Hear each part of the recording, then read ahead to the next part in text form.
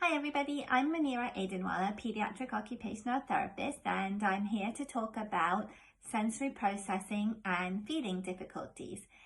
Just a reminder that parts 1 to 3 about the physical and emotional and medical aspects of feeding are on video 1. And video 2 will be for parts 4 and 5 about sensory processing and strategies to help your child.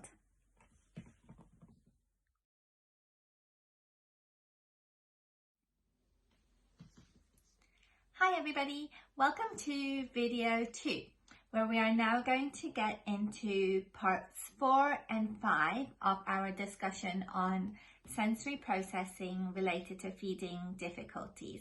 I'm Munira Adenwalla, Pediatric Occupational Therapist, and I am going to now talk about what is sensory processing and how does it relate to feeding difficulties. And in part 5, we are going to get into some strategies to help with sensory processing with the whole body and with the mouth in relation to feeding, so that you can get started in helping your child. Now, before in video 1, we discussed how important it is to address the medical and physical aspects of feeding. And once we have done that, we can now get more into the sensory processing and how that relates to feeding difficulties. So let's get started with what is sensory processing. And I'm going to explain this as it relates to a computer. So first, we will look at the input, and then we look at the processing and then the output. So for input, we are looking at the information that comes in from our senses. So we have information that comes in from your usual 5 senses of sight, hearing, touch, taste, and smell. And then we also have the information coming in from our muscles and our joints, which we call proprioception. And we have information coming in from our movement system. That's a swing, by the way. And so we are going to look at how our body takes in this sensory information. So how it comes into our body. And then we're going to look at how the brain is going to process and organize and make sense of that sensory information. And for the purpose of this discussion, we are just going to look at whether the brain is over-responsive to that sensory information or is it under-responsive. And we'll get into that in a little bit. And then we are going to look at the output. So how does that look in our body? So how does it relate to how we move, how we play, how we learn, how we communicate? And for the purpose of this discussion, we're going to look at how it relates to feeding. And then we are going to look at how, what we call feedback. The brain is going, or the neurological system will take on board how you did that activity, and it looks at how it can adjust or adapt how that activity is done so that it is done better each time. So that is sensory processing in a nutshell.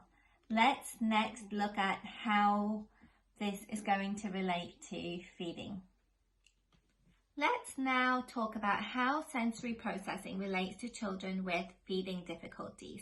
And we're going to do this by discussing how the brain registers the sensory information as being either under-responsive or over-responsive. I'm going to just keep it simple for this discussion. And sometimes some children will also have a mixed responsiveness, where they have a mixture of being under and over responsiveness, just to keep us on our toes. And when we talk about Underresponsiveness, that means that our neurological system is not registering that sensory information, so it needs a lot of that sensory information in order for us to feel it and to make sense of it for that motor skill to be done. So it means that we need a lot of that sensory information for our cup to get full. So let's look at some observations related to the whole body and also related to the mouth in connection with feeding. So some observations that you will notice with the whole body include that your child may be on the go and on the move. They may be really very active and very physical, and that's because they are trying to get a lot of sensory information to their body to make sense of it, and they need a lot of it before their neurological system is going to register it and feel it. You may also note that they have clumsiness or tripping or falling or bumping into objects, and that's because the under-responsiveness to sensory information affects their coordination. Because their brain is not registering that information, they're not really feeling where their body is in space, and that's going to have a knock-on effect on their coordination with their whole body and also with their mouth, which we will get into next. And you will also note that it's hard for them to navigate their body around other people and objects around them. And again, this is going to be the same case for navigating with food inside of their mouth. You will find that children who are under-responsive to sensory information are quite rough with their body. They have to move hard or hold things tightly and do things more firmly with their body in order to feel it or make sense of it. They may also be quite touchy and feely with their hands because they need to do more in order to feel that object. In order to make sense or recognize the properties of that object, they have to touch and fiddle with it. You will also notice that children may have very slow and sluggish movements because, again, they don't have enough sensory information that is registered to drive their body movements. And some children may avoid doing certain activities because they do not feel aware of their body, so it will affect their coordination. And oftentimes these decreased motor skills with the body will also result in having decreased motor skills for feeding, because it will affect the strength in the jaw and the coordination of the tongue, the lips and the cheeks to be able to bite, chew and control the food in their mouth. So next we will talk about how under-responsiveness relates to the mouth for feeding. When children have under-responsiveness to sensory information in their mouth, you will notice there is lots of mouthing where they're putting their hands and toys and objects in their mouth a lot.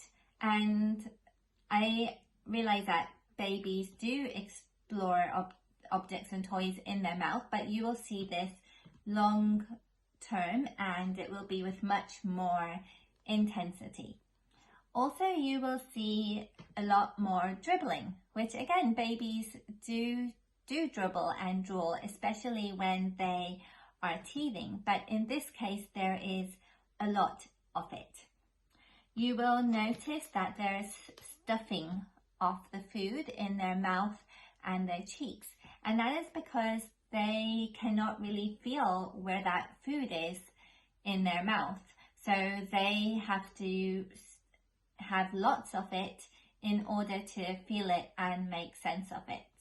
And also, because of this, they will end up taking bigger bites so that, again, they are trying to feel that food in their mouth by taking bigger bites versus being able to recognize it and make sense of, be aware of the feeling of the food.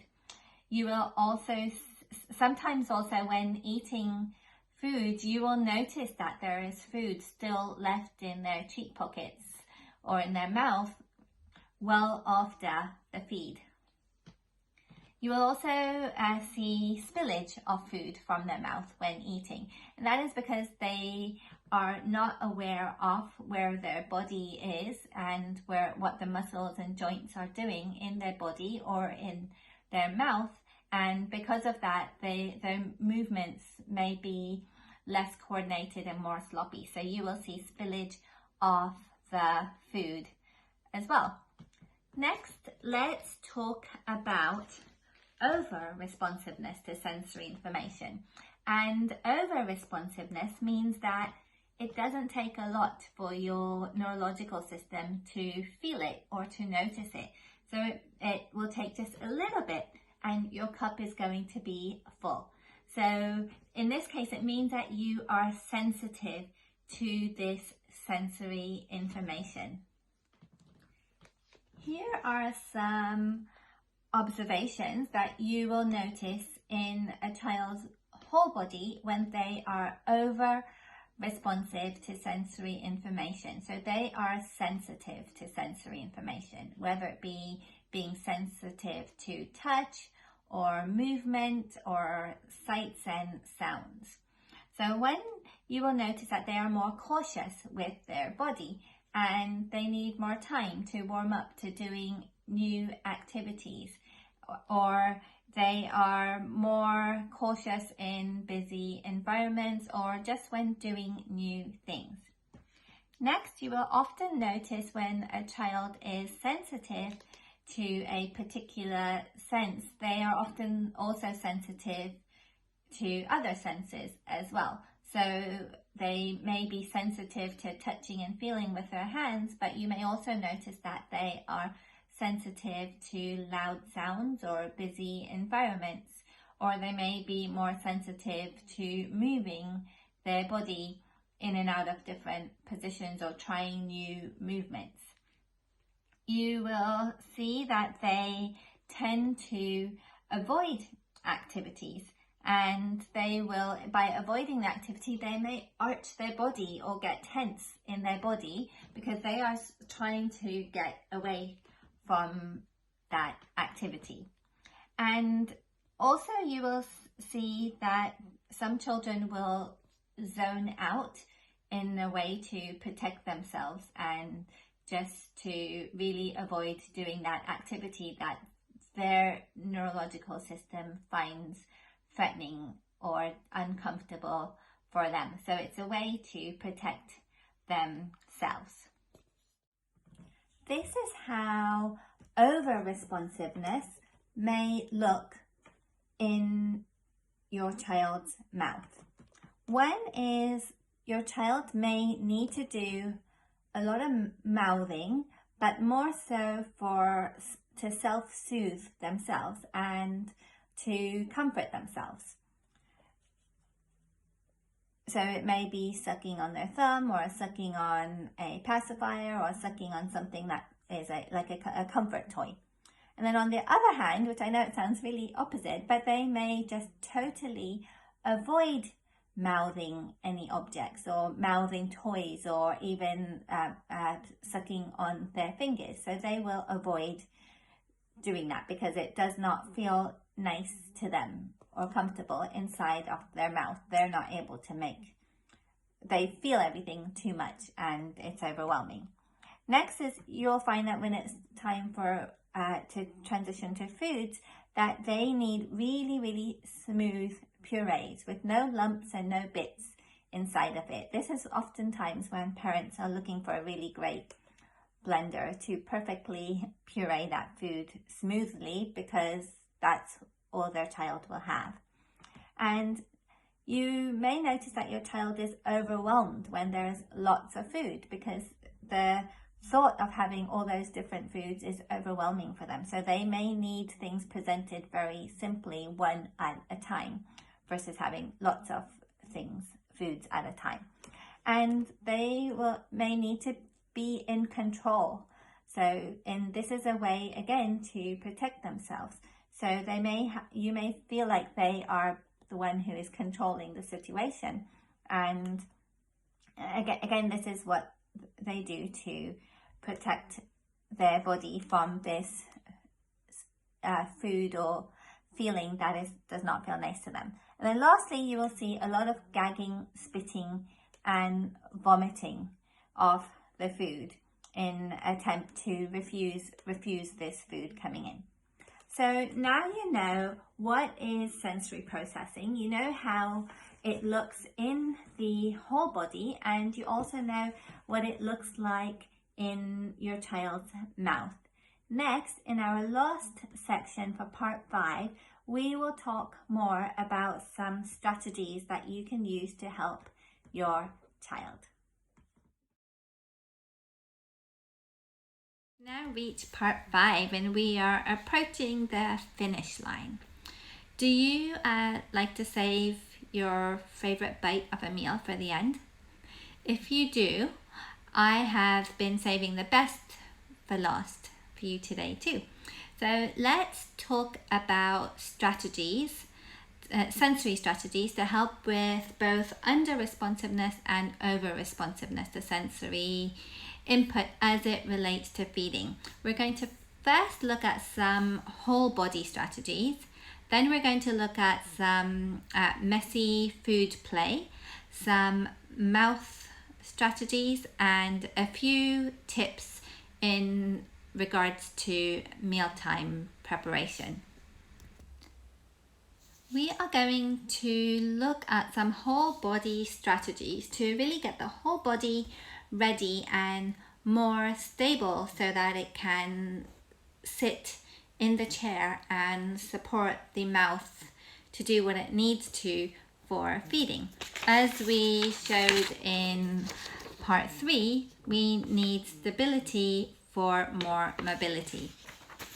So when doing these sensory strategies, if your child does not enjoy them or is uncomfortable, or if you feel that they don't have the physical motor skills to manage these activities, please do not do them, and speak to an occupational therapist for support for your individual child. Some of the activities that we are going to do today are going to be either to calm and ready the body, or it may be to get the body more aware and ready for feeding activities. In occupational therapy sessions, we would also be working on ways to strengthen the sensory system so that it can tolerate more by doing more challenging activities in a graded, systematic way. But today we are going to focus on sensory preparation activities for feeding. In terms of whole body sensory activities, I'm going to show you some body and movement activities, and then we will go into tactile activities. So to start with, I'm going to have somebody help me, and she has worked with me for a really long time helping babies and kids. So she's going to help me today. First, we can do some swinging. You can have the child laying on their stomach and swinging in your arms like this. You can also have them sitting in your arms and swinging, bouncing up and down or swinging side to side.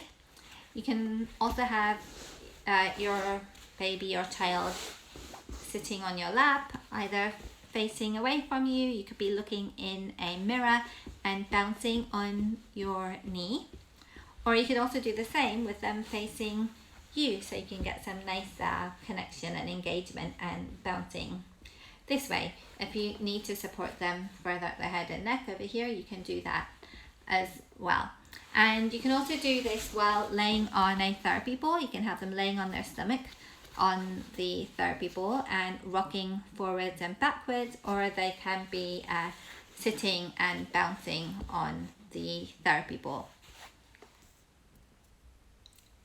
Let's now get into some whole body tactile activities. If your child is sensitive to sensory input, you will want to do something that is calming and organizing to their body before eating. And if your child is under-responsive to sensory input, you'll want to do something that is a bit more alerting and waking up to their body.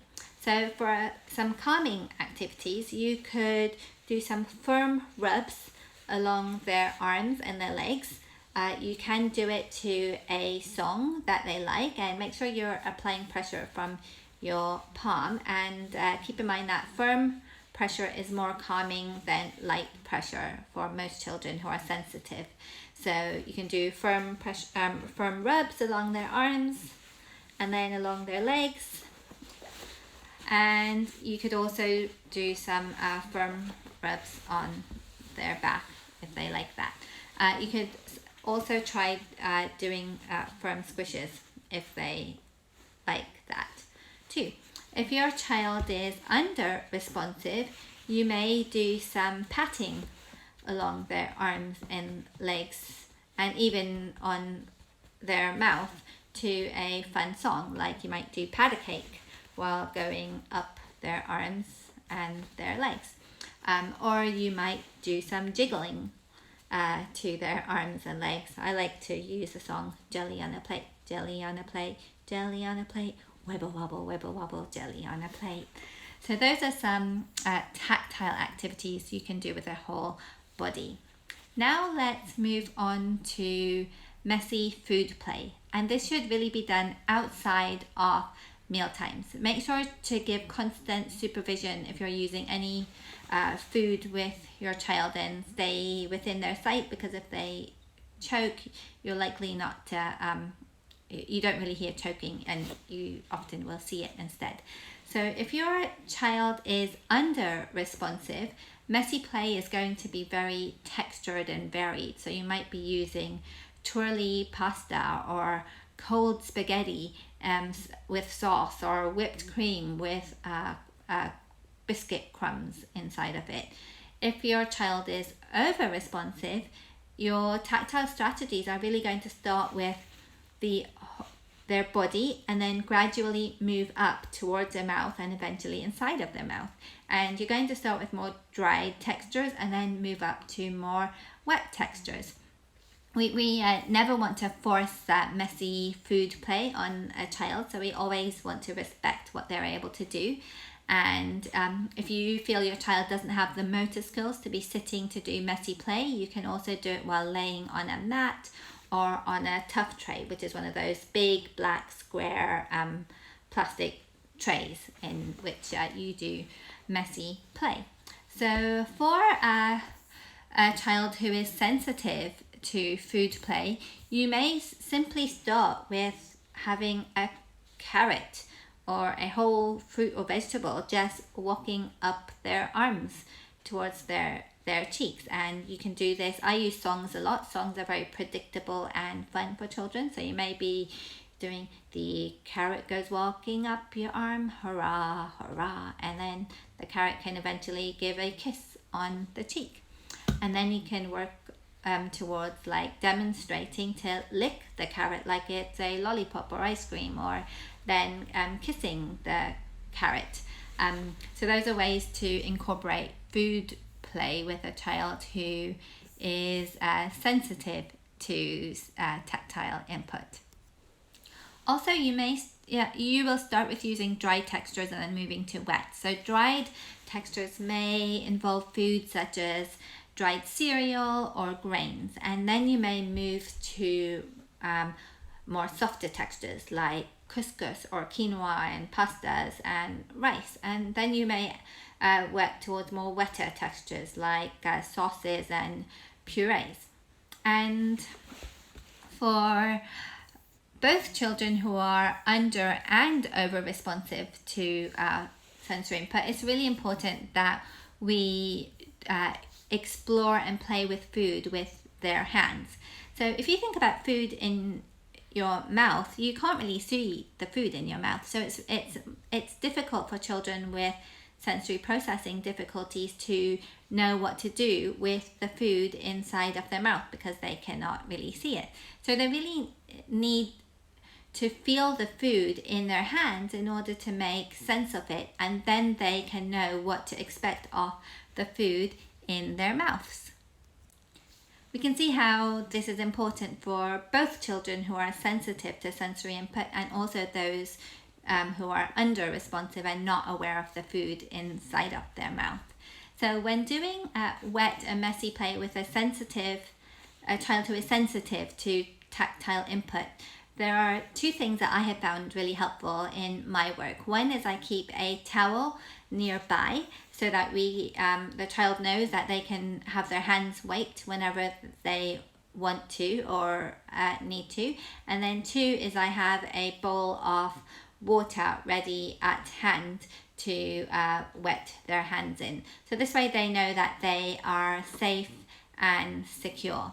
And if the child is resistant to feeding, we do some modeling with feeding puppets and feeding dolls and making it really playful. You do it, the child does it, or they can also feed you. The puppet can even feed you. We can also use food in games. So you might be stacking carrots and other pieces of vegetables, or you might be posting slices of carrot and other fruits and vegetables in a little box or container with a slit cut out in it. Or you might be sorting and matching fruits and vegetables by color and shapes and sizes.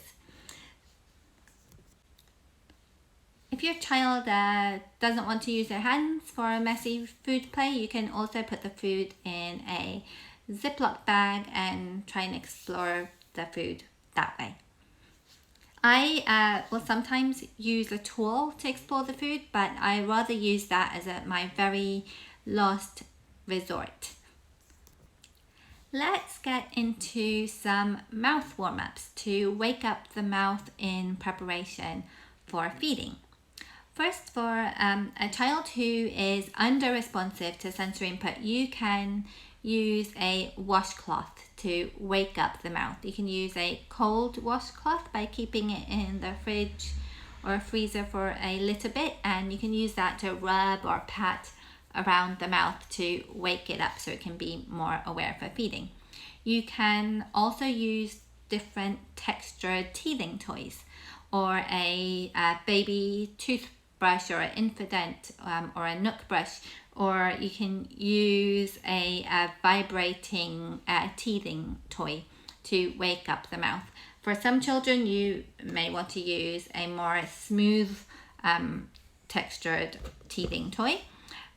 These are called chewy tubes. They come in different resistances. You can find them from a Tactile company or Amazon, and you can also find like bumpy ones for children that need more information to their mouth. They're quite good because it's the right size to kind of fit into the sides of your molars to work on chewing. And these ones are they're kind of more smooth and rounded. They're called P's and Q's. So these are smooth ones. So you can look at which texture your child likes. Then we can look at doing massages on your face and your mouth and your lips. So I'm going to show you a few that you can try with your child. So you want to make sure that you're really sitting upright and your face is in good alignment with a little tuck of the chin. And you can start by having your hands, placing your fingers on the side of your jaw and going down towards the side of your lips, and you do that with firm-ish pressure. And you can also do circles coming forwards. It feels really good to do, by the way.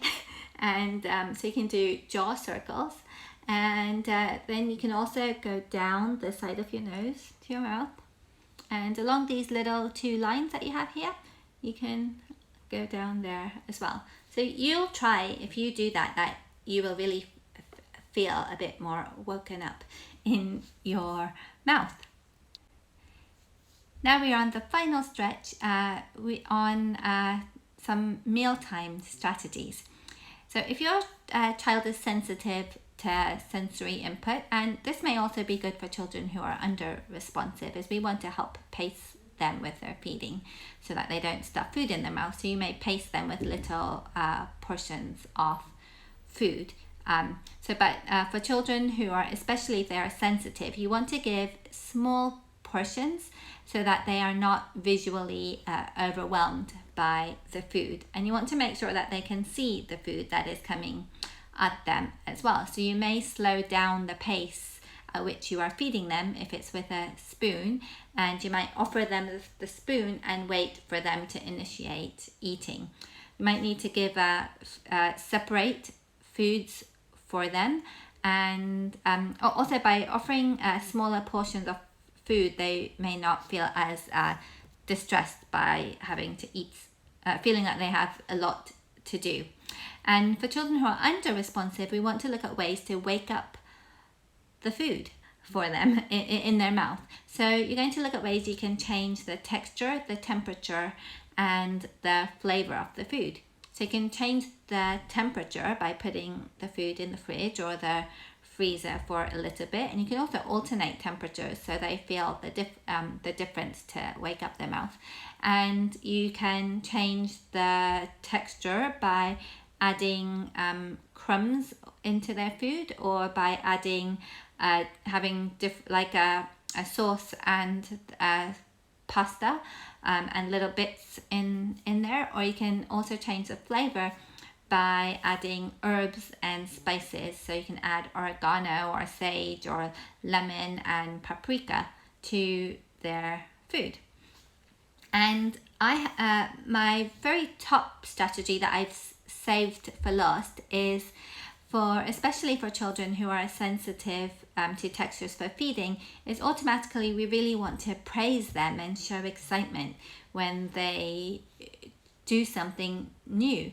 But really that can be interpreted by the child as pressure to do it again, and they don't really want to disappoint us as their parents, so they may just avoid doing it again. So instead we want to approach it in a really matter-of-fact way, and you may instead say something like, oh, that was green and round, or that texture was smooth, or it was a bit crunchy, wasn't it?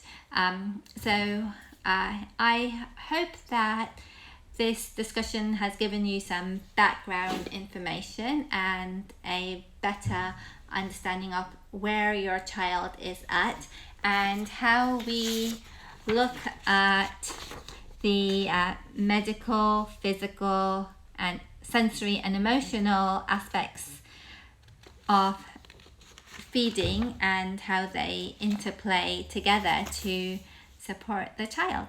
If you would like more individual support, you can contact me for a virtual consultations, or you can get on the wait list for any of my online parent group programs.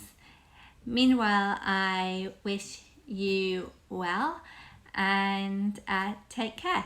Bye bye.